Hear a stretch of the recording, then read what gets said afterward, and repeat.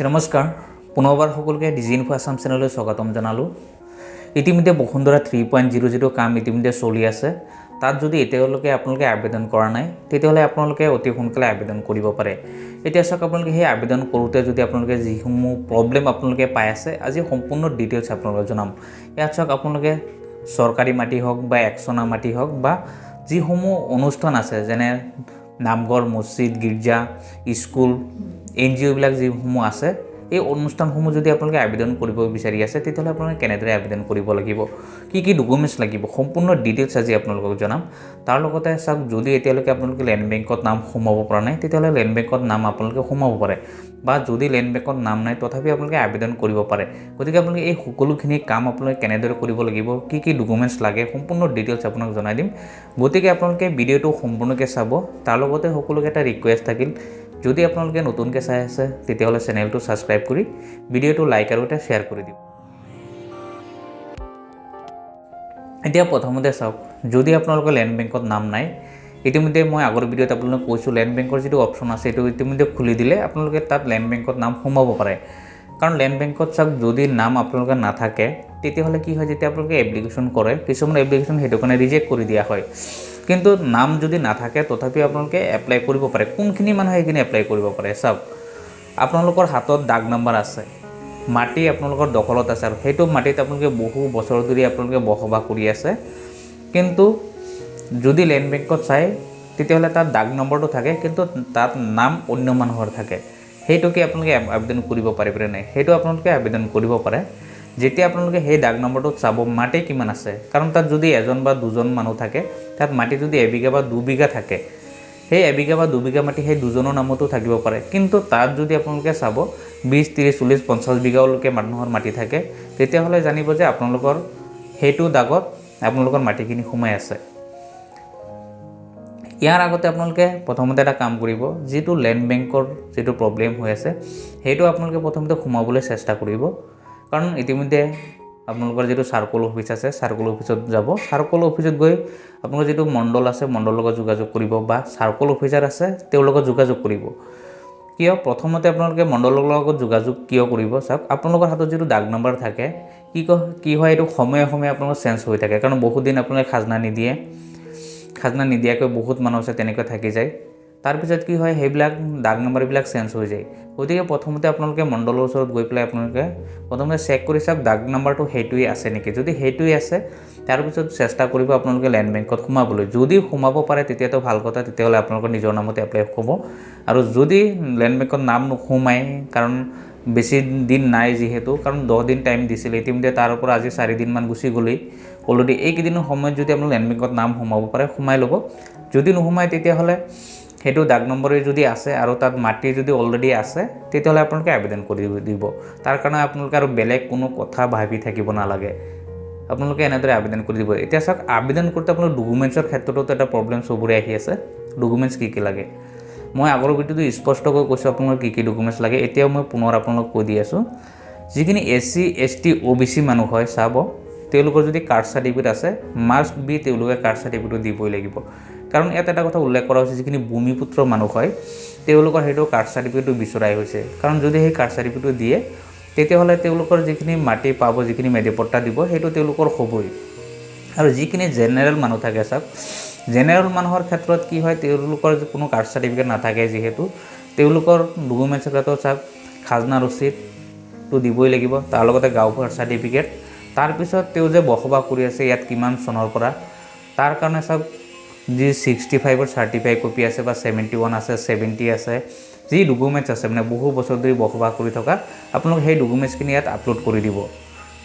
আৰু SC, ST, OBCৰ কাৰণে তেওঁ খাজনা ৰচিদটোতো দিবই, কাষ্ট চাৰ্টিফিকেটটো দিব। আৰু এনি এটা ডকুমেণ্টছত যদি দিব বিচাৰে গাঁওবুঢ়াৰ চাৰ্টিফিকেট দিব পাৰে, অন্য ডকুমেণ্টছখিনি যদি দিব বিচাৰে দিব পাৰে, কোনো প্ৰব্লেম নাই। আপোনালোকে এইখিনি ডকুমেণ্ট দি আপোনালোকে ছাবমিট কৰি দিব।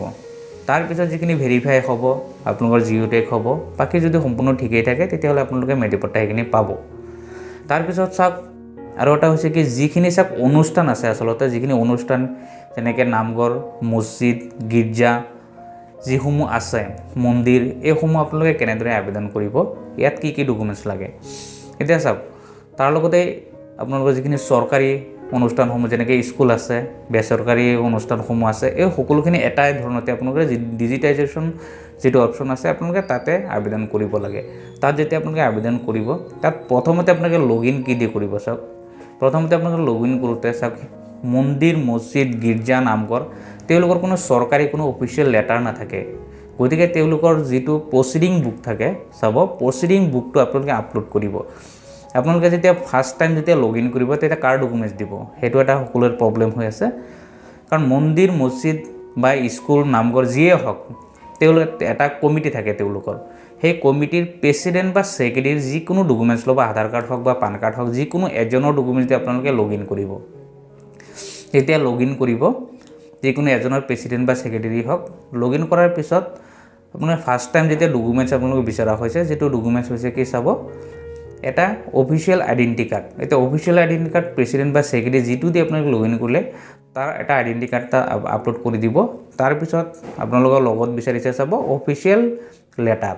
এতিয়া অফিচিয়েল লেটাৰৰ ক্ষেত্ৰত চাওক, যিখিনি ধৰ্মীয় অনুষ্ঠান আছে, ধৰ্মীয় অনুষ্ঠানবিলাকৰ যিহেতু অফিচিয়েল লেটাৰ তেনেকুৱা নাথাকে, গতিকে আপোনালোকে প্ৰচিডিং বুকটো তাত আপলোড কৰি দিব।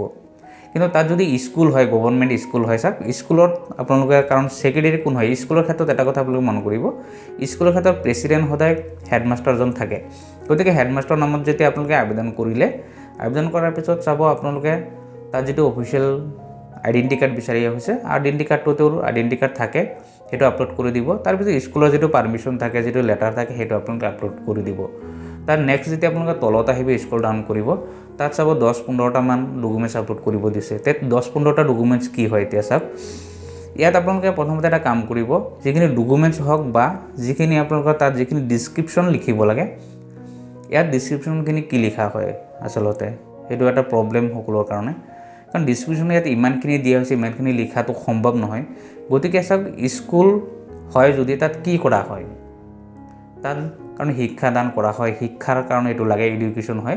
গতিকে এডুকেশ্যনৰ বিষয়ে 2-এটা লাইনত আপোনালোকে লিখি দিব যে ইয়াত এইখন শিক্ষা অনুষ্ঠান হয়, সেইটো কাৰণে ইয়াত এই স্কুলখনৰ মেডিপট্টা লাগে। এনেকৈ লিখি পেলাই আপোনাৰ বাকীখিনি গোটেইখিনিত আপুনি কপি পেষ্ট কৰি দিব, হৈ যাব। ছেম সেইদৰে ধৰ্মীয় অনুষ্ঠান হ'লে তাত কি কৰা হয়, উপাসনা কৰা হয়। সেই 2-এটা লাইন আপোনালোকে তেনেকৈ দৰে লিখিব, লিখি পেলাই বাকীখিনি কপি পেষ্ট কৰি দিব। তাৰপিছত আপোনালোকে এইখিনি দিয়াৰ পিছত যেতিয়া আপোনালোকে আপলোড কৰিব, এতিয়া আপলোড গোটেইখিনি আপোনালোকে চাব, যিখিনি আপলোড দি আছে গোটেইখিনি আপলোড নকৰিলেও চলে বা গোটেইখিনি ডিছক্ৰিপশ্যন গোটেইখিনিত নিলিখিলেও চলে।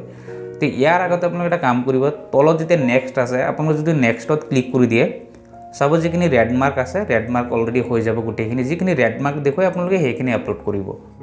এতিয়া তলত যেতিয়া আপোনালোকে ৰেড মাৰ্কখিনি আহি যাব, এই ৰেড মাৰ্কখিনি আপোনালোকে আপলোড কৰি দি পেলাই আপুনি নেক্সট কৰি দিব, তেতিয়াহ'লে আপোনাৰ বাকীখিনি ছাবমিট অলৰেডি লৈ ল'ব। ইয়াত আপলোড কৰাৰ ক্ষেত্ৰত চাওক, তাৰপিছত যেতিয়া প্ৰথম অৱস্থাত তেওঁৰ অফিচিয়েল লেটাৰটো দিলে বা বাকী যি আইডেণ্টি কাৰ্ডটো দিলে, দিয়াৰ পিছত বাকী যিখিনি মাটিৰ কাগজ আছে, তেওঁলোকে যি ডকুমেণ্টছ দিব পাৰে আপোনালোকে সেই ডকুমেণ্টছখিনি আপলোড কৰি দিব এটা এটা। যদি তেওঁলোকৰ বাকী একো ডকুমেণ্টছ দিব নোৱাৰে, খাজনা ৰচিদটো দিছে, গাঁওবুঢ়াৰ কাগজ দিছে, এইখিনি আপোনালোকে এটা এটাকৈ সকলোখিনিতে আপোনালোকে আপলোড কৰি দিব। যিটো প্ৰচিডিং বুক দিলে সেইটো আপলোড কৰি দিব, এইখিনি কৰিব লাগে আপোনালোকে। ইয়াত আৰু বেলেগ ডকুমেণ্টছ আপোনালোকে ক'ৰ পৰা দিব, যিখিনি তেওঁলোকে আবেদন কৰিবলৈ যিজন মানুহ আহিছে, যিকেইজন মানুহ আহে, তেওঁলোকে যি ডকুমেণ্টছ দিয়ে এটা এটা আপোনালোকে তাতে আপলোড কৰি দিব। আপলোড কৰি পেলাই আপোনালোকে নেক্সট কৰি দিব।